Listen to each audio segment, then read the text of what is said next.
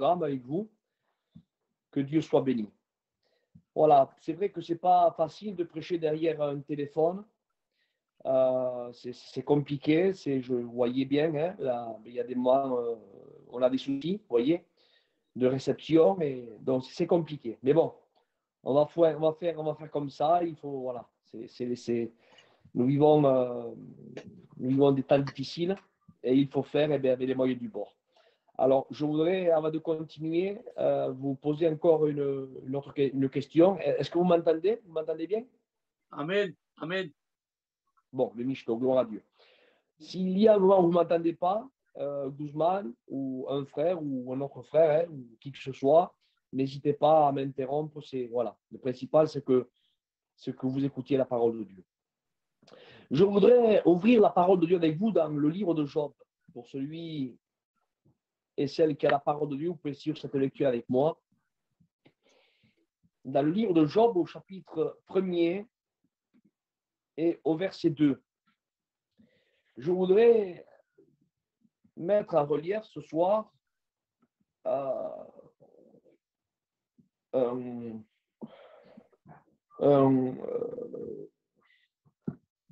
texte qui est très, très important. Tous les textes sont très importants. Toute la parole de Dieu est importante, vous comprenez ce que je veux dire. Mais je voudrais mettre là ce texte, ce que Dieu a mis sur mon cœur, essayer de vous le faire comprendre avec la façon que je l'ai compris. Regardez comment il est important. Job, chapitre 1er, verset 2. Il lui naquit 7 fils et 3 filles. Il possédait, retenez ce mot s'il vous plaît, il possédait 7000 brebis, 3000 chameaux, 500 paires de bœufs, 500 ânesses et un très grand nombre de serviteurs. Et je voudrais que vous reteniez bien ce mot, verset 3. Il possédait. Il possédait. Et si on fait la lecture au chapitre 1er, regardez qu'est-ce qu'il est écrit. Il dit, il y avait un homme dans le pays de Huth, un homme qui s'appelait Job, et cet homme, retenez s'il vous plaît, était intègre, droit, craignant Dieu et se détournant du mal. Regardez la différence qu'il y a entre le premier verset que j'ai lu, la première lecture, et la deuxième. La première, c'est le verset 2 et 3. Il lui naquit 7 fils et 3 filles. Verset 3, il possédait. Voyez-vous, il possédait. Et le chapitre 1er, verset 1er, au milieu du verset, il y a marqué « Et cet homme était intègre, droit, craignant Dieu et se détournant du mal. » Et je voudrais mettre en relief ce soir, amen, avec l'aide bien sûr de l'Esprit Saint, le pont, la différence qu'il y a entre la condition et la position, ou entre posséder et être. Il y a une grande différence. Il y a des personnes, parce qu'ils possèdent, ils croient qu'ils sont. Mais laissez-moi vous dire, ce n'est pas parce que tu possèdes que tu es. Amen. Il faut que tu comprennes bien, d'accord? Ce n'est pas parce que tu es positionné dans un certain lieu que tu es conditionné. Comme Dieu.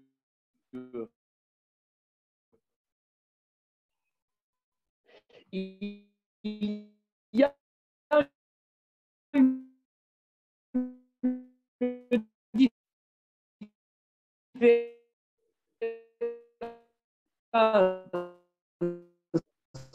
entre Passe pas, Isaac. Posséder, Isaac, ça passe pas.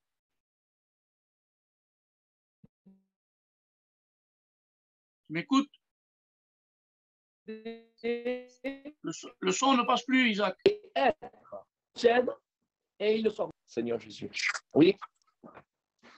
Oui, c'est très, très embêtant. Je vais essayer de me décaler, tenir le.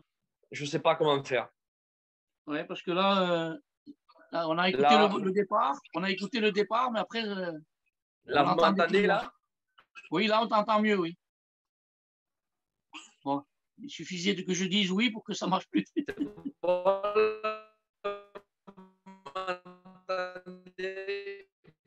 Ça marche pas? Non. Ah, c'est notre Père. Là, vous m'entendez? Vas-y, vois, parle là. Tu m'entends? Vous m'entendez? Oui, là, je t'entends, là, pour l'instant. Pour l'instant, alors.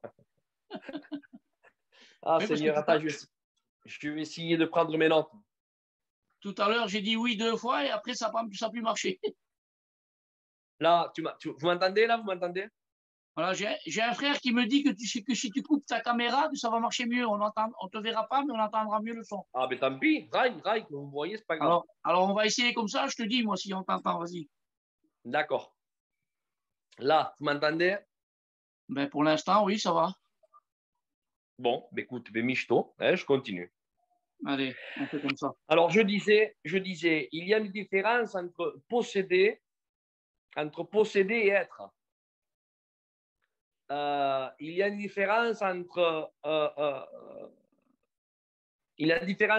être et posséder. Il y a des personnes, je disais, qu'ils possèdent, mais ils ne sont pas. Et il y en a d'autres qui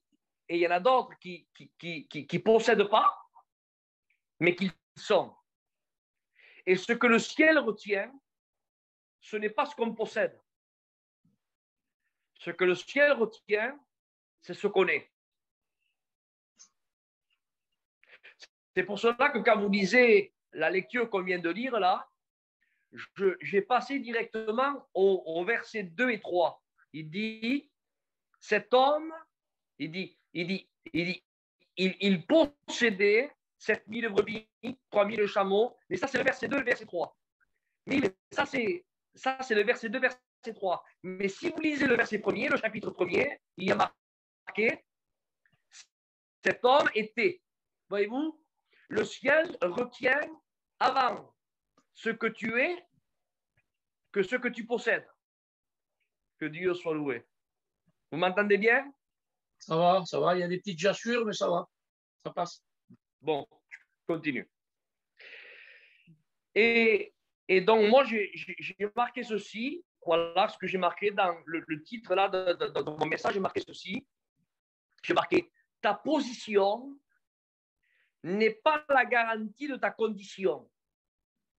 Ta position n'est pas la garantie de ta condition. Il y a des personnes qui sont bien positionnées, mais qui sont mal conditionnées. Et moi, je voudrais dire ce soir, nous vivons des temps très difficiles. Nous vivons des temps où réellement Christ est sur le point de venir chercher sa bien-aimée, son Église. Et nous disons Amen, nous l'attendons, que Dieu soit loué.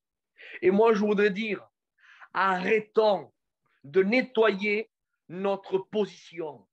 Trop de personnes nettoient leur position et ne font pas attention à leurs conditions. Que Dieu soit loué.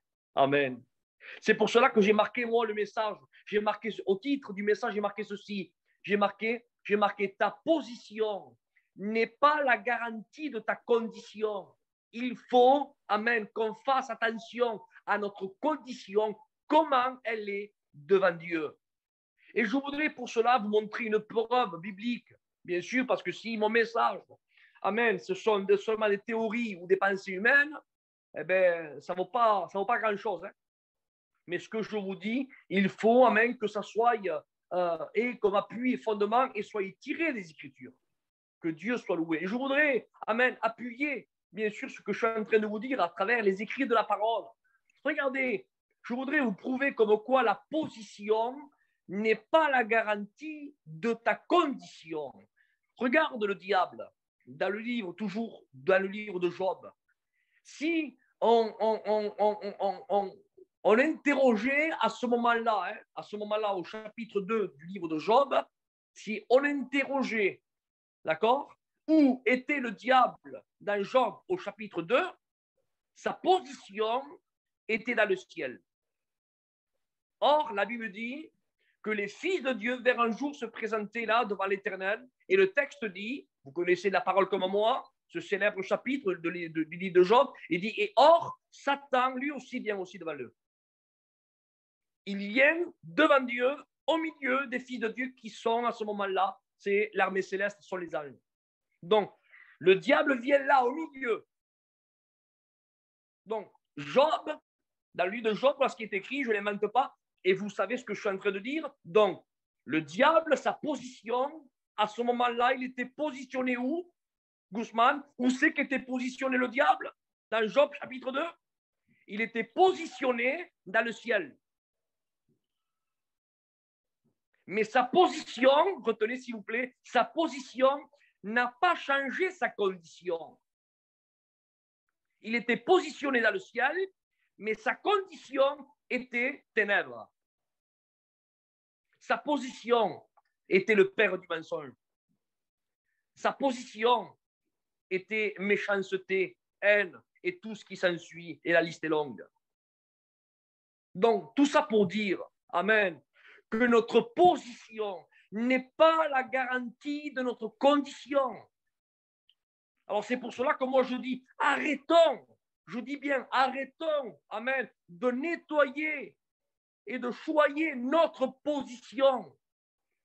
Ce n'est pas notre position qu'on doit nettoyer et qu'on doit valoriser. Il faut qu'on fasse attention à notre condition, comment elle est devant Dieu, comment est notre condition devant Dieu. Que Dieu soit béni et que son nom soit glorifié. Regardez l'exemple qui me vient encore à l'esprit que j'ai noté. Regardez Saül. Saül, il était positionné où? Sur le trône d'Israël.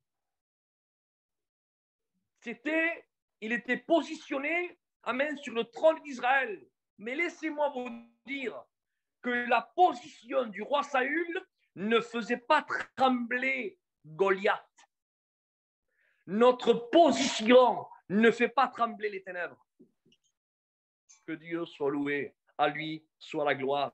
Alléluia. Je continue. Amen. Vous me permettez, je continue un peu plus? Vous m'écoutez? Amen. Hein? Vous m'écoutez, donc je continue. Voyez-vous, la position de Saül ne faisait pas trembler le Philistin, qui est l'image des ténèbres. Et moi, je dis que notre position ne fait pas trembler les ténèbres. Ce n'est pas parce que je suis positionné chef d'orchestre à la chorale, ou alors je suis le responsable intel, ou je suis positionné parce que j'ai tel et tel titre, que les ténèbres vont avoir peur de moi. Et il y a des personnes qui font attention à leur position, ils nettoient leur position, comme le roi Saül faisait attention à sa position. Et attention, il ne voulait pas, il voulait pas laisser sa position. Il voulait toujours rester dans sa position, sur le trône. Il voulait avoir la couronne, il voulait avoir le sceptre. Oui, mais voyez-vous, il y a des personnes comme ça qui veulent nettoyer leur position. Ils font attention, ils sont accrochés à leur position. Mais moi, je vous dis, au nom du Seigneur, faisons attention, non pas à notre position, faisons attention à notre condition. Comment elle est devant Dieu? Parce que notre position, je me répète, ne fait pas trembler les ténèbres. La position du roi d'Israël, qui était Saül à ce moment-là, ne faisait pas trembler les Philistins, ne faisait pas trembler l'ennemi, ne faisait pas trembler le Goliath. Le Goliath ne tremblait pas devant la position du roi Saül. Par contre, alléluia, que Dieu soit béni. Regardez la différence. Amen. Quand un homme est inconditionné, la parole de Dieu déclare, alléluia, qu'il y avait un jeune garçon un jeune garçon. Lui, par contre, il était mal positionné. Il n'était pas positionné comme Saül, parce que lui, Saül, était positionné sur le trône d'Israël avec une mauvaise condition. Par contre, David, lui, sa position, écoutez, sa position, il était où? Au milieu des brebis, à côté de Bethléem. Que Dieu soit loué. Il n'était pas sur le trône, lui. Hein? Il ne portait pas la couronne sur sa tête, il n'avait pas de sceptre à la main. Non, non, non, non, non, non. Il n'était pas positionné comme le roi d'Israël, Saül. Non. Il était positionné au milieu des brebis. Par contre, sa condition, elle était comment? Sa condition était devant Dieu. Il se tenait devant Dieu. Que Dieu soit glorifié. Et quand ce jeune David, alléluia, est allé apporter du pain et des fromages, amen, et des vivres à ses frères qui étaient dans le champ de bataille, amen, qu'est-ce qu'il s'est passé? Pour couper au plus court, qu'est-ce qu'il s'est passé? Amen, il s'est mis en face de ce géant. Que Dieu soit béni. Alléluia. Et parce qu'il était bien conditionné, écoutez s'il vous plaît, parce que David était bien conditionné, qu'est-ce qu'il s'est passé? Amen. Goliath a été terrassé. Que Dieu soit béni. À lui soit toute la gloire. Amen. Alors, arrêtons, amen, de nettoyer notre position. Alléluia. Faisons attention à notre condition. Comment elle est devant Dieu? Comment est notre condition devant Dieu? Alléluia. Il faut que notre condition, il faut qu'on en prenne soin, mes frères et sœurs. Amen. C'est pour cela que notre condition, amen, il faut qu'on en prenne soin. Alléluia. Il faut qu'on se tienne devant Dieu. C'est le moment, amen, de plier les genoux. C'est le moment, amen, oui, de rompre le silence de la nuit. C'est le moment, mes frères et sœurs, de se tenir devant le Maître. Amen. C'est le moment de rentrer dans notre chambre. Alléluia, de refermer la porte derrière nous, de prier le Seigneur, de glorifier Dieu. Amen. Il faut se tenir devant Dieu, mes frères et sœurs. Nous vivons des temps difficiles. Oui, mais il y a des personnes qui autorisent leur conscience en train de dire, oui, mais moi je suis responsable d'un tel. Eh bien, moi je suis le guitariste de telle église. Moi je suis le pianiste de telle assemblée. Et moi je suis le diacre. Oui, mais ça c'est ta position, mon frère. Tu es la diaconesse, ça c'est ta position, ma sœur. C'est ta position. C'est bien, tu es bien positionné, c'est bien. Mais moi, je te dis à toi, comment est ta condition devant Dieu? Ta condition, elle est comment? Ta position, elle est peut-être honorable à la vue des hommes. Mais ta condition devant Dieu, elle est comment? Je voudrais que tu prennes 2 ou 3 secondes de réflexion. Alléluia. Et je voudrais redire, amen, ce soir pour que ça se grave dans la table de ton cœur. Ta position n'est pas la garantie de ta condition. Que Dieu soit béni. N'est pas la garantie de ta condition. Alléluia. Regardez, il y a des personnes, amen, qui sont bien positionnées, comme le roi Saül, mais ils sont mal conditionnés. À quoi ça sert, amen, d'avoir peut-être être assis, peut-être, alors je dis ça comme ça, hein, en haut de l'estrade, ou avoir les premières chaises de l'Assemblée. Hein.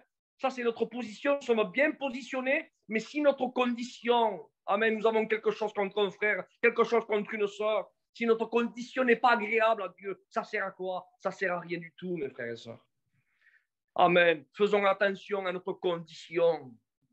Arrêtons, au nom du Seigneur, arrêtons de nettoyer et de valoriser plus notre position que notre condition. Regardez, parce que quand on valorise plus notre position que notre condition, il y a un problème. Tout en s'appelant chrétien, tout en s'appelant église. Oh, écoutez, je t'aime pas, mais je continue. Et tout en s'appelant un serviteur de Dieu, ou femme de prédicateur, ou ancien, ou diaconèse, ou étudiant, qui que ce soit, quand on valorise plus notre position que notre condition, il y a un problème. Et tu me diras, Isaac, tu dis ça, tu sors ça du chapeau ou de la poche? Non, non, non, je sors ça de la Bible. Quand vous lisez dans l'Apocalypse, chapitre 3, verset 20, il y a une église qui s'appelle l'église de Laodicée. Qu'est-ce que dit Jésus? Jésus dit, il dit, je connais tes œuvres. Je connais tes œuvres. Et après, qu'est-ce qu'il dit? Il dit, je sais que tu es. Je sais que tu es ni froid ni bouillant. Je sais que tu es. Donc, Jésus révèle la position de l'église de Laodicée, mais il révèle aussi la condition de l'église de Laodicée. Et à cause de la condition de l'église de Laodicée, écoutez bien, hein, à cause de sa condition, alors, le verset 20 dit, je me tiens à la porte. Comment est-il possible que l'église chantait des cantiques, prêchait l'évangile, imposait les mains aux malades, il oignait l'huile aussi les malades à travers les mains des anciens? Ce n'est pas écrit, mais c'est l'activité d'une église, ça, est-ce que vous comprenez ça? C'est l'église. Toutes nos églises le font, donc l'église de Laodicée, elle devait le faire aussi, prier pour les malades, c'est sûr, c'est pas peut-être, c'est sûr. Donc chanter des cantiques, c'est sûr aussi.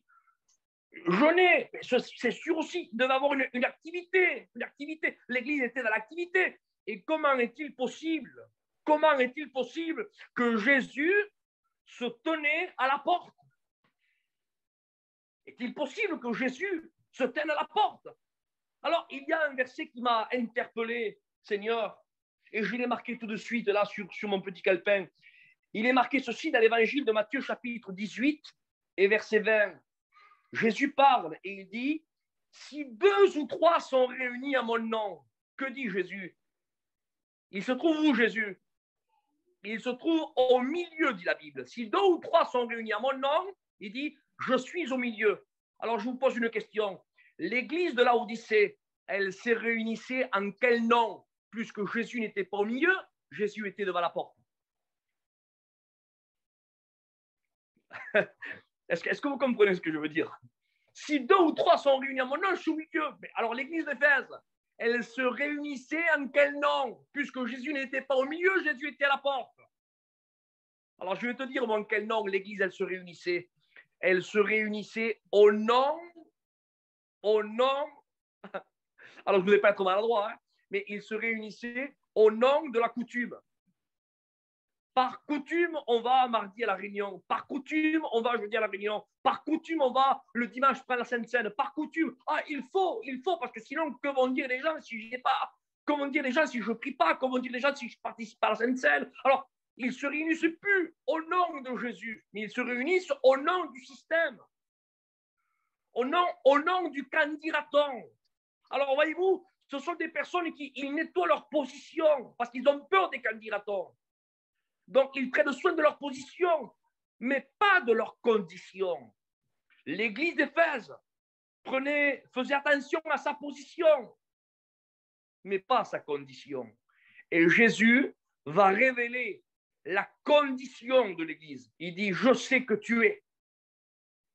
Ah, je sais que tu es. Il dit, ni froid, ni bouillant. Voilà la condition de l'église. Oui, on peut s'appeler église et être ni froid ni bouillant.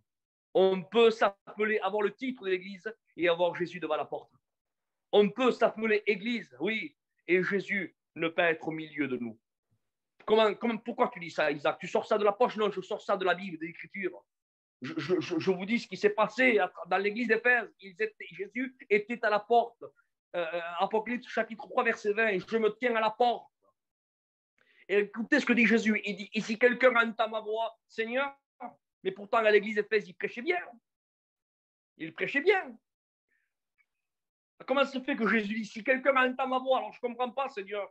Quand les prédicateurs prêchaient à l'église d'Éphèse, à l'église de Laodicée, pardon, à l'église de Laodicée, il y avait des prédicateurs qui prêchaient. Alors comment ça se fait que les chrétiens qui étaient là, ils entendaient quoi alors? Puisque Jésus dit, au chapitre 3, verset 20, il dit, si quelqu'un entend ma voix, Seigneur, c'est-à-dire qu'il y avait des personnes qui rentraient là à l'église, ils s'assoyaient, mais ils n'entendaient plus la voix du maître. Comme il y a des personnes aujourd'hui qui s'assoient dans l'église et ils n'entendent plus la voix du maître. Ils ont leur cellulaire à la main, leur téléphone en train de... Ils sont là à l'église, ils jouent à des jeux, ils vont dans le bon coin, ils s'envoient des textos, tout en étant à l'église. Ah oui, ils sont à l'église, mais ils n'entendent plus la voix du maître. Au nom du Seigneur, faisons attention à notre condition. Notre position, c'était le titre du message, notre position n'est pas la garantie de notre condition. Faisons attention à notre condition. Que Dieu soit loué. Si tu possèdes, alors moi je dis que Dieu soit béni. Si tu possèdes 7000 brebis, 3000 chameaux, 500 paires de bœufs, 500 ânesses, 7 garçons, 3 filles, si tu possèdes comme un Job, si tu as, mais que Dieu soit béni. Mais attention, attention, il faut qu'avant tout ça, il faut que tu sois, il faut que tu aies, il faut que toi, ta condition soit que cet homme était intègre, droit, craignant Dieu et se détournant du mal. Amen. Si tu possèdes et que tu es, que Dieu soit béni. Mais même que tu ne possèdes pas, mais si tu es quand même, eh bien, je dis que Dieu soit béni. Alléluia. Par contre, le problème est ce que si tu possèdes 7000 brebis, que tu possèdes peut-être, je ne sais pas moi, des dons spirituels. Ah oui, parce que la Bible dit que Dieu ne se repent pas de ses dons. Et les personnes qui disent, ça y est, je parle la langue, ça y est, c'est le ciel assuré. Eh bien, permettez-moi de vous dire, je ne voudrais pas être un messager de mauvaise augure ce soir, mais laissez-moi vous annoncer la vérité telle qu'elle est écrite dans la parole. Permettez-moi de ne pas retenir la vérité captive, hein, parce qu'il y en a qui retiennent la vérité captive. Je ne veux pas faire de ceux qui retiennent la vérité captive. La Paul dit, malheur à moi si je ne sais pas la vérité, je vous dois la dire la vérité. Eh bien, le parler en langue, Dieu dit que Dieu ne se repent pas de ses dons. Eh bien, le parler en langue n'est pas la garantie du salut. Est-ce que tu comprends ça? La prophétie n'est pas la garantie du salut. Ce n'est pas parce que tu possèdes.